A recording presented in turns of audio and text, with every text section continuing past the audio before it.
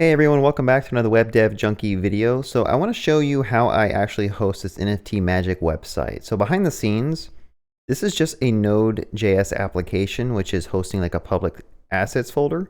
So that's why this index file kind of like loads up. And then also when I actually do upload a zip file, it's actually hitting a REST API. So let me just go ahead and upload a file here. I should be able to go to my layers. I'm not sure how big this layer is, but you'll see when I actually upload this file, it's hitting a collections endpoint with a post request. So again, like how does this actually work behind the scenes? Where is this deployed? And that's what I want to show you in this video is how I actually deploy this application.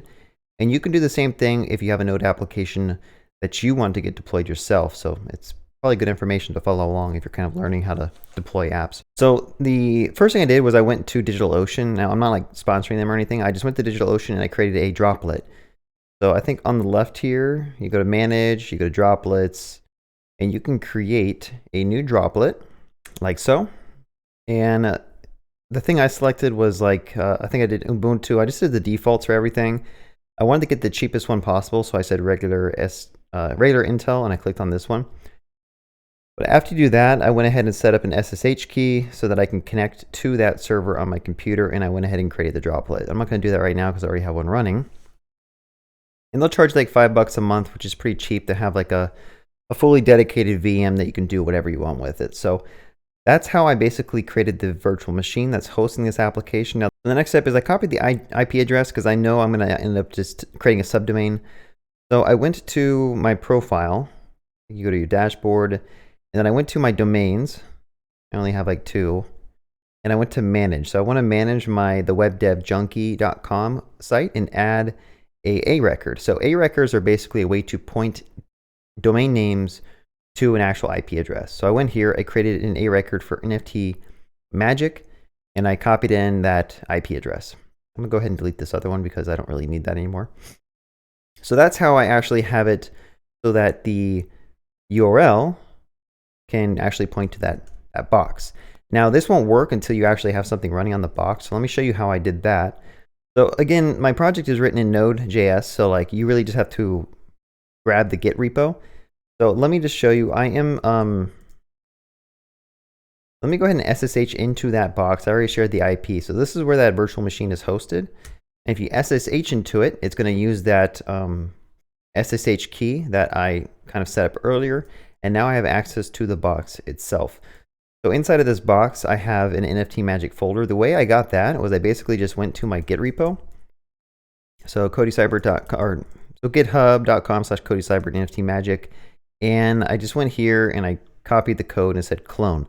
Now, before you can actually clone that repo onto the server, you have to go to your GitHub repo and set up a deploy key. So this is going to grant that that server access to kind of do Git clones and Git pushes on this Git repo if you want to.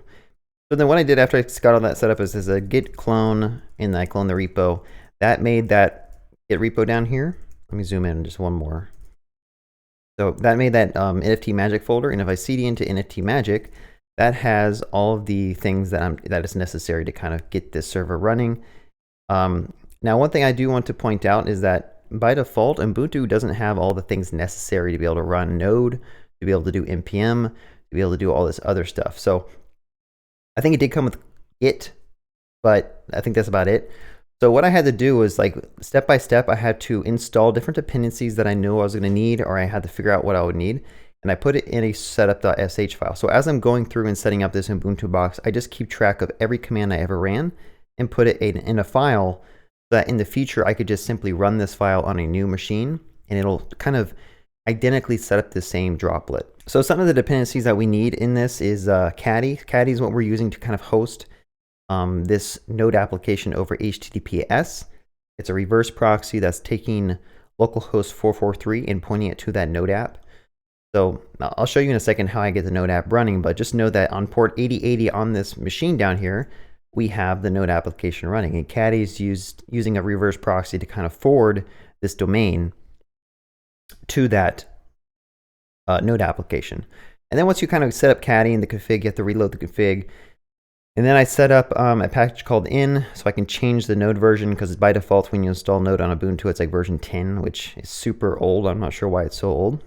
And then I installed Ubuntu Firewall, so I could kind of allow certain ports. So I want to allow port 80 and port 443, and also SSH port. So this will allow me to connect to the machine via SSH down here, and then this is going to allow people to connect to my URL via HTTPS.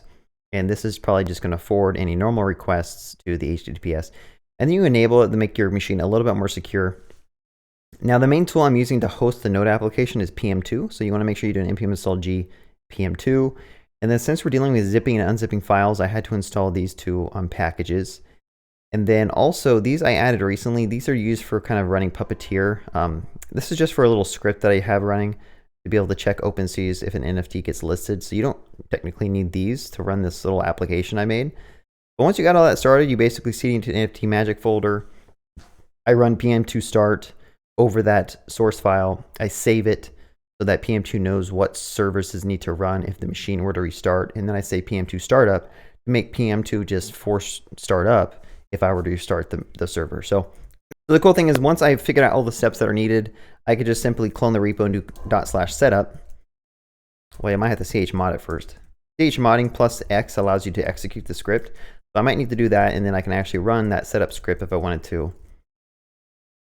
like so, and that'll basically install every dependency that I need. So you can imagine if I ever needed to get this hosted on multiple machines, I could just clone the repo, run this script, and then it starts running. So it's really good to automate your process. Again, there's a lot of different ways you could do this. Like if you're doing like Docker, it might be a little bit easier to automate this, but I wanted to keep it as simple as possible and just keep it bare metal.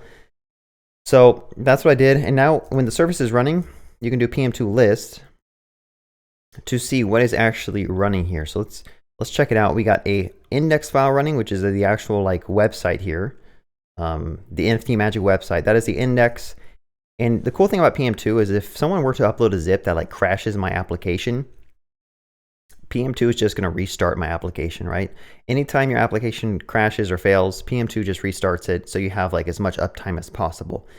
So that's really important to have. And then also I have this other script that's kind of checking OpenSeas every 5 to 10 minutes to see if an NFT is available. And then it sends me a text message. I have a video about that. I'll put a card in the video if you want to check that out, how I actually created that script. But that's also running on my machine just so I can get notifications when an NFT is listed for sale. So yeah, that's about all you need to do. Now, if you wanted to host your own application on DigitalOcean or like an EC2 virtual machine, you can kind of follow the same steps if you want to. It's kind of a lot of extra work to do all this, but it's worth doing because it saves you a lot of time and money. Because, I mean, I'm not sure if it saves you time, but it definitely saves you money because now you can actually have a bare bone VM that you can install and run whatever you want on it, versus a lot of these other like Heroku services will pay you a lot of money just to host a simple Node application. So it's good to understand, especially if you're like starting off as a beginner or like you want to try to save as much money if you're just experimenting, to learn how to use a VM to host your application.